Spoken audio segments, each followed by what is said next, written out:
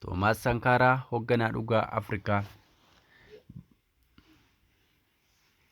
Barruu har'aa kanaan gara dhi'a Afrikaa Burkina Faasootiin isin imalchiisa. Waa'ee bulchaa biyyattii duraanii Toomaas Sankaaraa isin biraan ga'uun yaala. Toomaas Sankaaraa maqaan marartee fi ittiin waamamu Cheekuveeraa Afrikaa kan jedhu yoo ta'u, kunis gootummaa isaaf marartee inni hawaasaaf qabu ittiin ibsuuf laatameefi. Gooti kun biyya Burkina Faasoo qofa keessatti osoo hin taane guutummaa Afrikaa keessatti uummata bilisummaaf qabsa'an biratti jaalala addaa fi nama marartee gaarii qabudha. Toomaas Sankaaraa sababoonni akka jaallatamu taasisan bara inni bulchaa turetti biyyi Burkina Faasoo maqaa ishee ammaa kana argachuu dandeesse. Isaan dura Upper Volta kan jedhamtu turte. Burkina Faasoo jechuunis biyya namoota qajeelaa ta'anii akka jechuuti. Sankaaraan jireenya qananii nan barbaachisu nama jedhu miindaa isaa fi hojjettoota mootummaa hir'isuu nama danda'edha. Kana malees shufeerota gaarii mootummaa oofan hambisee imala xiyyaaraa qananiis dhorke. Barnoonni xiyyeeffannoo isaa jalqabaa kan ture Toomaas Sankaaraa bara aangoorra ture hammi nama baratee dabaluu danda'eera. Kanaanis hammi nama baratee Burkina Faasoo keessatti bara 1983tti parsantii 13 kan ture, bara bulchiinsa isaa 1987tti ammoo parsantii 73tti guddachuu danda'e. Kana malees Toomaas Sankaaraa duula talaallii biyyaalessaa bal'inaan gaggeessaa ture. Dabalataan namni kun lafa qonnaa fiwudaalota irraa fuudhee qonnaan bultoota harka qalleeyyii ta'aniif addaan qoodaa ture.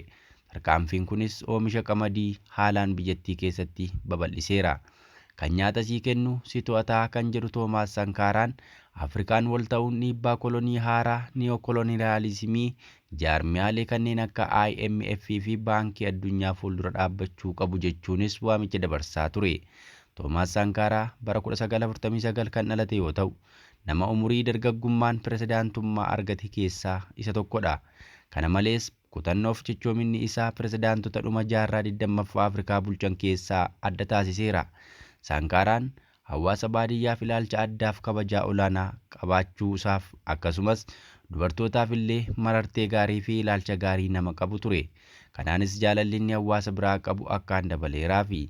Sankaaraan jireenya isaa gabaabaa keessatti haala caasaa fi aadaa namoonni Burkinaabee piroojeektii hawwii fi galma mataa isaanii ittiin mirkaneessan uumuu jaale.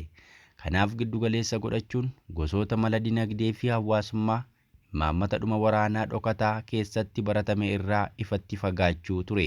Sankaaraan liqaa alaa hambisuu, impaayeraalizimii hawaas dinagdee fi gargaarsa misooma idil addunyaa ofirraa ittisuu irratti fuulleffate. Hojiin kun ilma Afrikaa dhugaadhaan hawaasa isaa hooggane isa taasiseera. Piroojeektii warraaqsaa bara 1983 hanga 1987tti biyya Afrikaa dhiyaa Burkina Faasoo keessatti hooggane keessatti mootummaan warraaqsaa fayyaa guddisuu, beelaa fi dheebuu biyyattii keessatti hir'isuuf jalqabbii guddaa of danda'e hordofe. Inisheetiiwwan kana keessaa piroojeektoota talaallii daa'immanii, jalqabbii biqiltuu dhaabuu fi bosona deebisanii dhaabuu, ijaarsa daandii baabura magaalotaa gurguddoo biyyattii walitti hidhuu dabalatee uummanni isaa soorrata gahaa argachuu akka qabuuf bishaan dhugaatii qulqulluu hawaasaaf diriirsuu irratti fuulleffannoon hojjete. Adeemsi Sankaaraa kun hawaasa isaa biratti jaallatamummaa gonfatus biyyoota dhiyaaf kaan kanneen Afrikaa tooftaan garboomsuu yaadan hin gammachiifne. Inumaa ija isaanii keessa akka galu taasise. Dhaabbileef jaarmiyaaleen hoogganan maratti fayyadamuun akka inni hojii sirrii hin taane dalaguutti ibsaa turan. Sarbama mirgaa adda addaan maqaa dha'as turaniiru. Booda keessa namni Cheekuveeraa Afrikaa jedhamuun beekamuu fi Paan Afrikaanistii ta'e kun wayita ganni isaa 37 ture fonqolchi irratti gaggeeffame. Fonqolcha mootummaa onkoloolessa 15 bara 1987tti raawwatameen loltootaan dhahamee ajjeefame.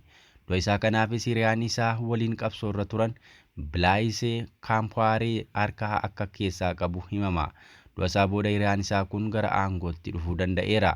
Waggootaan boodas fincila uummataan aangoorraa kaafamee hidhaan itti muramee ajjeechaa raawwate kanaaf mana adabaatti darbatame.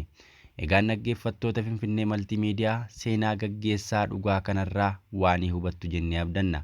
Qophii kana qindeessuun isin biraan kan gahe An'aagaa Jimaati. Qophiiwwan akkanaa isin biraan geenyu haala salphaan akka isin dhaqqaban gochuuf yuutuubii keenya Finfinnee Maltiimiidiyaa sabiskiraayib godhaa. Sagantaa wal fakkaatuun hanga walitti deebinutti nagaan nuuf tura.